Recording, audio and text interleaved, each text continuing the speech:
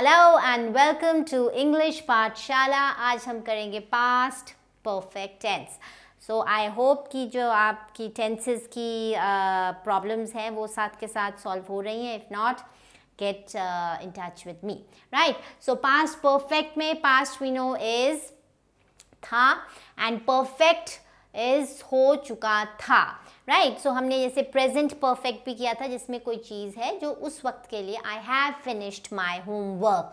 Now past perfect में I had finished my homework. So इसका जो फॉर्मूला या जो अंडरलाइंग प्रिंसिपल है वो है पास्ट में हैड, हैज़ या हैव अगर होगा तो वो प्रेजेंट परफेक्ट होता है, right. So I had and plus the third form of verb, right. Third form of verb हमने जो किए थे द पास्ट पार्टिसिपल और the third form of verb, अगर आपने पढ़ा है इसके बारे में तो। So third form of verb like eat है, eat is the base verb, this is the first form of verb. Eat, ate and eaten, मतलब eaten third form of verb का मतलब हुआ जो भी वर्ड जो है हैड के साथ। I had ate will be wrong, ate is the second form of eat, ate, ठीक है। ईट का पास्ट एट और एट के बाद अगर हमने अगर हैड या हैज़ या हैव लगाना है, हैज़, हैव, हैड किसी के साथ भी लगाना है तो हैड एट नहीं, eaten. So eat, ate and eaten. And similarly for go, went, gone, right. Talk, talk का पास टॉक्ड, ओके। लेकिन अगर आपने हैड या हैव के साथ लगाना है, I had talked to him, I had talken to him is nothing, right, talked. Now okay, so this is the formula with which we go for the past perfect tense. So had kahin par bhi laga, had been nahi, that would be past perfect tense, only had. So had plus the third form of verb, right. Okay, now अब इसमें देखिए क्या होता है कि when we are saying now ये जो simple past और पास्ट परफेक्ट है ये बहुत क्लोज होते हैं। तो जब हम स्पोकन इंग्लिश में बोलते हैं I went to see a movie, ठीक है। So I went to see a movie, so कि मैं पिक्चर देखने गया था। So I had gone to see a movie, so they mean almost the same thing, but the point is that if you have to be a little more correct, then maybe in your written when you write sentences, then this will help you. So बात दोनों की same ही है, I had gone to see the movie and I went, लेकिन I had went नहीं। बस इसका आपने ध्यान रखना है कि I had gone to see the movie is perfectly all right, I went to see the movie is also okay, लेकिन I went I gone to see the movie नहीं, I had gone, okay, and I had went, no, that would again be wrong. I had went नहीं, had के साथ फिर gone ही आएगा, third form of verb, right. So इतना सा इसमें थोड़ी सी अंडरलाइंग डिफरेंस होती है। Anyhow we'll just see कि अब हमने जो है हैड है उसको ज़्यादातर हमने कहाँ फोकस करना है कि कहाँ पे हमने लगाना है। अब दो कंप्लीटेड एक्शन, मतलब दो काम थे जो हुए, राइट।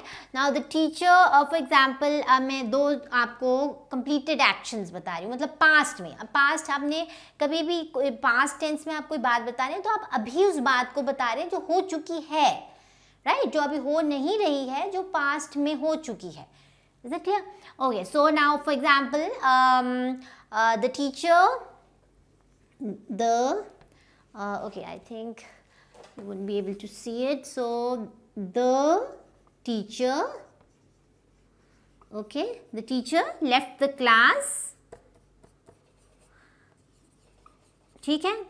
the teacher जो है क्लास से बाहर चला गया एंड दूसरी बात हुई कि the students came।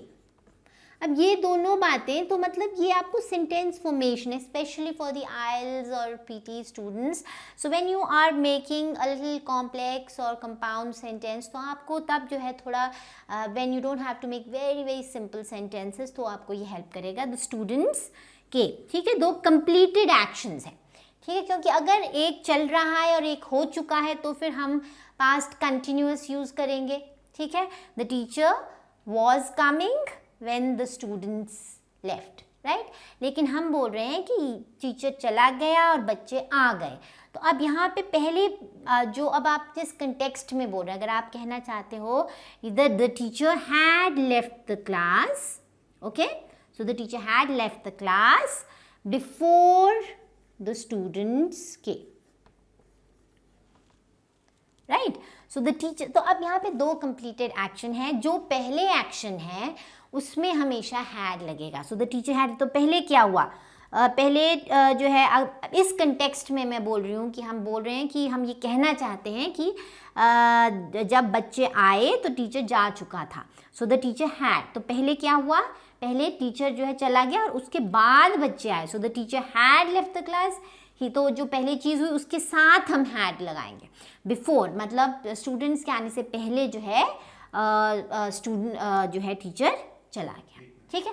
So two completed actions and then so what you want to say. अगर फॉर एग्जांपल अभी इसी को ही हमने कहना होता that you know the teacher, the students came after the teacher had left the class, so will that be correct?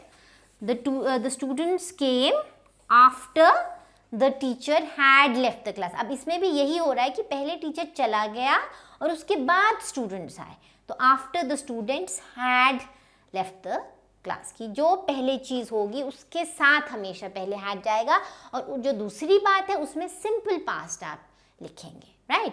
Okay, so now and for example there's another this thing that the patient died, okay, so there's another, the patient died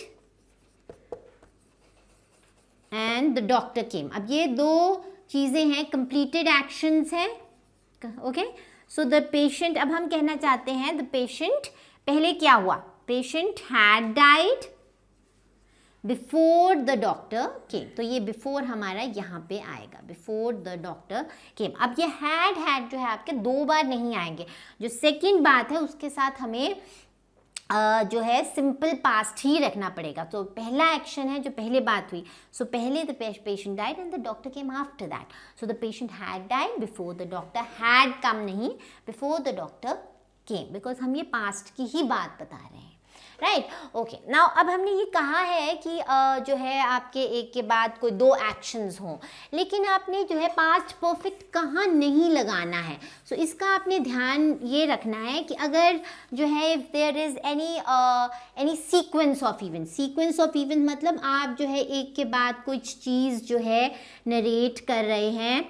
for example you know I went to the railway station to pick up my brother, I went, okay, मैं गया था and then I picked up his luggage, I picked up his luggage, I had picked up me, I picked up his luggage and I put it in the car and we drove back home। तो यहाँ पे हमने कहीं भी had की ज़रूरत नहीं है लगाने की, क्योंकि हम जो है एक actual sequence बता रहे हैं।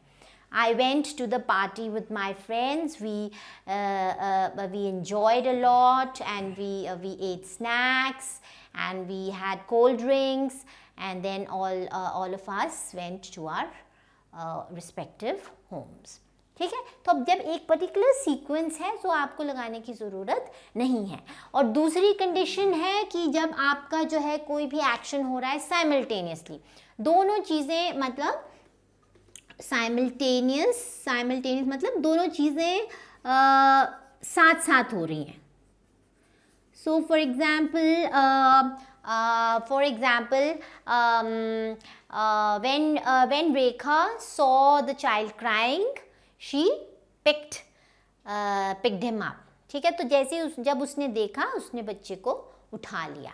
या I finished my breakfast and had a cup of tea, so I finished my breakfast। लेकिन अगर आपने लिखा है, अगर आप बोल रहे हैं आफ्टर या बिफोर, आपने यूज़ किया after I finished my breakfast, so after I had finished my breakfast I took a cup of tea, ठीक है। तो जो पहले चीज़ मैंने फिनिश किया breakfast and then I took a cup of tea. So अगर आपने व्हेन या व्हाइल अगर नहीं लगाया है, so then you don't need to use your past, then you don't need to use your had, okay.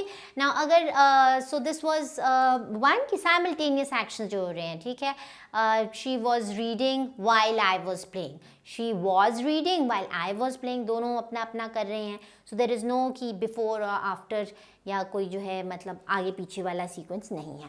और दूसरा होता है कि अगर हम किसी चीज़ को एक रिएक्शन, ठीक है, अगर रिएक्शन या रिस्पॉन्स जो हो रहा है कि आपने कोई चीज़ देखी और उसके रिस्पॉन्स में जो है कुछ हुआ। So when my father saw the result, he was upset. So when my father saw the result, he was upset. तो एकदम वो उसका reaction. So when he saw the result, he was upset. ठीक है. So when my father had seen the result, he was upset. Would not be wrong, but actually in what context you are saying. तो आपका focus कहाँ पर है? मतलब if you are stressing on that particular thing, that when my father had seen the result, he was upset. So maybe then you can use it, right? So stress is also very important. Okay, अब जो है तो these are the three situations जिसमें आप past perfect use नहीं करेंगे. Okay, now in the earlier videos also मैंने कहा है कि अगर single action है तो आप simple past use कर सकते हैं. ठीक है. जैसे I went to meet my friend. Okay, so if you are saying I went to meet my friend, so this is your simple past. I went to meet my friend. Okay, now अगर आपने लिखना है I had gone to meet my friend. Okay, so I had gone to meet my friend to give her some books maybe. Okay, to give her some books. Okay, so now अब इसमें एक ही बात हो रही है. There are no two completed actions. There is only one completed action और फिर भी हमने had लगाया है. So if you are saying I went to meet my friend, simple past, okay, perfectly all right. पर लेकिन अगर आप I had gone to meet my friend भी बोलते हैं, it's not that it is not wrong. क्यों wrong नहीं है? क्योंकि अब हम एक stress दे रहे हैं कि मैं अपनी friend को मिलने गई थी. अब हमने यहाँ पे फॉर एग्जाम्पल लिखा है to give her some books. I had gone to meet my friend after she return from Australia maybe. ठीक है. So that's why. सो अगर आपको थोड़ा स्ट्रेस देना है, so at that point in time अगर सिंगल एक्शन है तो आप हैड यूज़ कर सकते हैं. राइट. एंड देन एक और एग्जाम्पल मैं आपको दूंगी. For example there is this sentence, all the shops had closed. All the shops had closed at 7 p.m. Okay? All the shops had closed at 7 p.m. Now, अब इसी चीज़ को अगर हम लिखें, all the shops were closed. All the shops were closed. तो बात तो यही है कि बंद थी दुकानें. All the shops were closed, all the shops had closed end all the shops. Now third option is all the shops closed eight 7 p.m. तो ऐसी अगर आपको if you can kind of make out that difference, अगर आप उसमें जो है जो छिपा हुआ मतलब है वो निकाल सकते हैं, तभी आप इसको जो है इस्तेमाल करिए. क्योंकि वैसे जो है इन तीनों का मतलब एक ही है कि जो है सारी शॉप्स बंद हो चुकी थी. लेकिन फिर भी एक सटल मतलब एक बहुत सा बारीक डिफरेंस है जो आपको फाइंड आउट करना. All the shops had closed मतलब बंद हो चुकी थी. ठीक है. बंद हो चुकी थी. बंद हो चुकी थी. और यहाँ पे है all the shops were closed eight 7 p.m. बंद हो गई थी. बंद ऑल द शॉप्स वो है वर क्लोज, बंद हो गई थी. And all the shops closed eight 7 p.m. बंद थी. तो अब ये अगर सटल डिफरेंस, अब उसमें आप क्या कहना चाहते हैं उस टाइम पे, अगर आपका जो प्रीसीडिंग मतलब पहले वाला सेंटेंस क्या है और किस कंटेक्स्ट में आप कह रहे हैं, so that will depend on this. ठीक है. अगर आप कोई एक स्पेसिफिक सिचुएशन की बात कर रहे हैं, that for example during the lockdown there was a lot of chaos and confusion among the people, and the people had to face a lot of difficulties. All the shops had closed at 7 p.m. When I went to the market to fetch some vegetables. तो उस time हम बोलेंगे कि उस time बंद हो चुकी थी. ठीक है. और all the shops were closed. All the shops were closed during the lockdown maybe. Right? And all the shops. So during the lockdown, all the shops closed at 7 p.m. तो हम particularly बता रहे हैं कि भाई बंद हो जाती थी. All the shops closed. They were supposed to be closed at 7 p.m. Right. So which means कि जो हैड है आपका स्पोकन में है जो है, अगर आप उसको यूज़ कर सके सही तरीके से तो ठीक है, पर जहाँ जब आप लिखते हैं तो आप इसका ध्यान रखिए कि आपने हैड को जो है कहाँ पर. आप ज़्यादा ध्यान आपने ये रखना है कि अगर दो कंप्लीटेड एक्शंस हैं, दो आप बातें एक सेंटेंस में बताना चाहते हैं तो फिर आप हैड का इस्तेमाल करेंगे अगर कोई पास्ट की बात बता रहे हैं. एंड हैड कब यूज़ करेंगे? जो पहला एक्शन है ख़त्म हुआ है उसमें जो है आप हैड यूज़ करेंगे, और जो दूसरा पार्ट ऑफ द सेंटेंस है उसमें सिंपल पास्ट, जो पहला एक्शन ख़त्म हुआ है उसमें आप जो है हैड इस्तेमाल करेंगे या पास्ट परफेक्ट इस्तेमाल करेंगे. Okay, right. So this is what we have for past perfect. So but please keep practising, and next time we will be back with your past perfect continuous, right? So subscribe and don't forget to like, share and comment. Until then, take care.